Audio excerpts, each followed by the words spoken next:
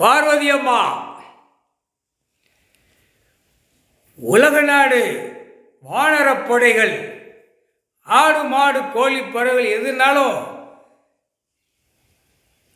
அவனுக்கு தான் அந்த பவரை கொடுத்துருக்கார் வானரப்படைக்கு.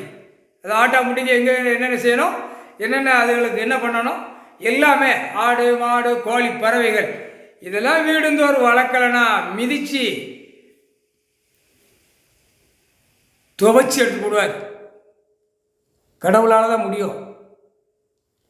உனக்கு மட்டும் உயிர் வாழ்வதற்கு நான் பூமியில் சாப்பாட்டு உணவு நான் கொடுக்கல அப்படின்ட்டார். ஏண்டா மாநில பேலா சாப்பாட்டு உணவுலாம் அப்படியே மேலேருந்து தட்டிலேருந்து வருதாங்க? பூமியில் விளைஞ்சா தானே சாப்பிட முடியும். அப்போ அதை எதுக்கிட்ட எப்படி அழிச்சு வச்சிருக்கிய? முட்டா பையடா முட்டா பையடா. ஆணும் பெண்ணும் அழிப்பு பார்க்கணும். பல்ல 2 பல்லு 32 பல்லு உள்ள 2 நாக்கு வெளிநாக்கு உள்நாக்கு போட்டு கடித்து கர்றன்னு அவ்வளோ ஆசை இருக்காங்க. கண்டிப்பாக வானரப்பட வரையில் ஒட்டு மொத்தமாக அரசியல்வாதி ஒன்றும் இருக்க மாட்டான். எல்லாம் கணக்கு போட்டாரா நோய் அது வரும். நோய் உட்காந்து போடுவார். இப்போ கணக்கு வானரப்படைக்கு உள்ள கணக்கு போடுவார். எல்லாம் விவசாயத்தை எடுத்து பூரா எல்லாம் செக் போஸ்ட் மாதிரி தான் நிற்பான். எல்லாம் உள்ளே போய் விவசாய மண்ணை சுரண்டி தான் சாப்பிடணும். மிதிச்சு போடுவார். இப்படி பத்திர பதிவுக்கு உட்காந்து கூவ மாதிரி வென்று எல்லாம் பஞ்சாயத்து போடு எல்லாம் ஒட்டு மொத்தமாக காலி பண்ணிடுவார்.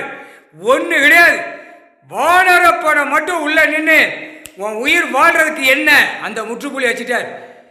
தப்பாக கணக்கு நான் போடல அப்படின்ட்டார். அழிச்சு போடுவேன் செகண்டில். மானிட பேரை அடக்கணும். ஆடு மாடு கோழி பறவை விலங்குகளை நமக்கு நான் காப்பாற்றணும் அப்படின்ட்டார்.